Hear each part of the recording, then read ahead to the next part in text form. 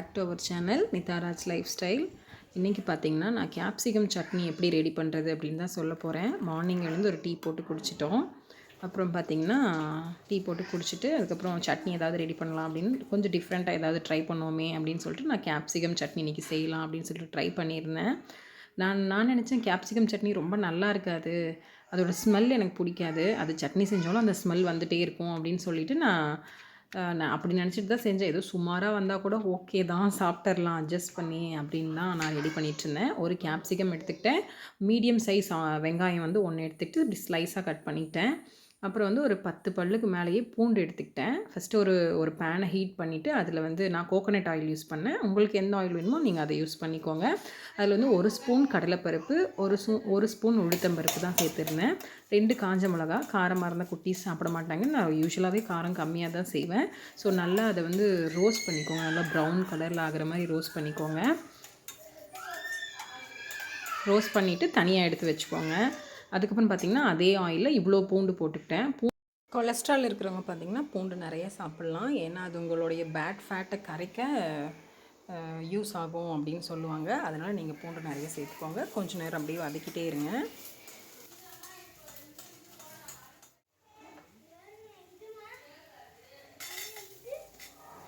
இதுக்கப்புறம் ஆனியன் போட்டுட்டு ஆனியன் வந்து நல்லா வதங்கட்டும்.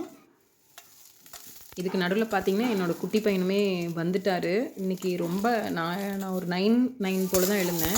ஸோ அவனுமே பார்த்திங்கன்னா எழுந்து வந்துட்டான். மிட்லலாம் வந்து டிஸ்டர்ப் பண்ணிட்டே தான் இருந்தான். வெங்காயம் பூண்டு நல்லா வதங்கினதுக்கப்புறம் தக்காளி போடுங்க. சட்னி செய்கிறதுக்கு கொஞ்சம் டைம் எடுக்கும், ஏன்னா நீங்கள் எல்லாத்தையும் பொறுமையாக வதக்கினா தான் டேஸ்ட்டாக இருக்கும். டக்குன்னு எல்லாத்தையும் போட்டு குயிக்காக செஞ்சோம்னா அது டேஸ்ட்டாகவே இருக்காது. ஸோ இது கூட கொஞ்சம் மஞ்சள் தூள் சேர்த்துக்கோங்க. சேர்த்துட்டு இது பொறுமையாக வதங்கட்டும். நோ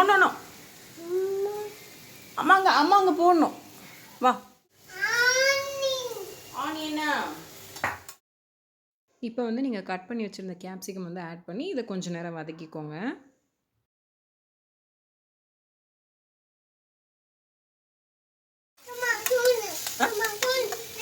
என்னது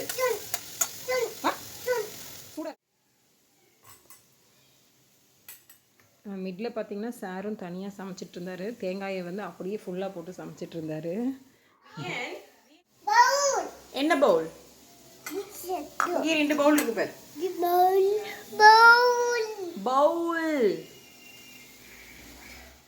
நீங்கள் வந்து இந்த ஸ்டேஜில் கோகோனட் நிறைய போட வேண்டாம், கொஞ்சமாக எடுத்துக்கோங்க. துருவி அதை வந்து சேர்த்துட்டு சும்மா லைட்டாக ஒரு கொஞ்ச நேரம் ஒரு 2 மினிட்ஸ் அதை வந்து ரோஸ்ட் பண்ணுற மாதிரி பண்ணிவிட்டு அதுக்கப்புறம் நீங்கள் வந்து அரைச்சிக்கோங்க. அவ்வளோதான், சட்னி ரெடி.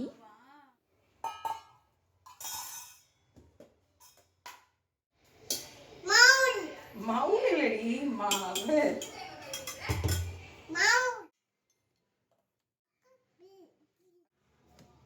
நீங்கள் வந்து அந்த கடலைப்பருப்பு, உளுத்தம்பருப்பு, மிளகாய் இது வந்து ஃபஸ்ட்டு அரைச்சிட்டு அது கூட அதுக்கப்புறம் நீங்கள் அந்த தேங்காய், கேப்சிகம் இதெல்லாம் போட்டு மிக்ஸ் பண்ணி வச்சுருக்கீங்களா, அதை அரைச்சிட்டு அவ்வளோதான். இதுக்கு ஒரு தாளிப்பு கொடுத்துட்டிங்கன்னா கேப்சிகம் சட்னி ரெடி.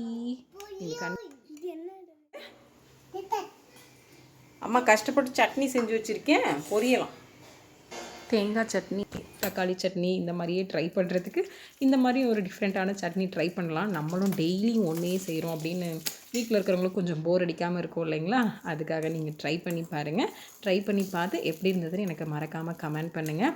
என்னோடய வீடியோ பிடிச்சிருந்ததுன்னா மறக்காமல் சப்ஸ்கிரைப் பண்ணுங்கள், உங்கள் ஃப்ரெண்ட்ஸுக்கு ஷேர் பண்ணுங்கள், லைக் பண்ணுங்கள். அப்புறம் வந்து எனக்கு என்னோடய சப்ஸ்கிரைபர் பார்த்திங்கன்னா இப்போ ஒரு 1.5 மந்த்ஸுக்கு மேலே போயிட்டுருக்கு. நான் இப்போ தான் ஸ்டார்ட் பண்ணியிருக்கேன். ஒரு 300 சப்ஸ்கிரைபர்ஸ் இருக்கீங்க. ஸோ அவங்களுக்கு எல்லாருக்குமே ரொம்ப நன்றி, தேங்க்யூ என்னோடய வீடியோ பார்த்து சப்ஸ்கிரைப் பண்ணுறதுக்கு. அவ்வளோதான். நான் வியனுக்கு அதுக்கப்புறம் தோசையை வந்து ஊட்டிகிட்டு இருந்தேன். அவர் அடம் பிடிச்சி தான் சாப்பிட்டாரு, ஆனால் திங்ஸ்லாம் கொடுத்து விளையாட வச்சு சாப்பாடு ஊட்டியாச்சு. பாய்.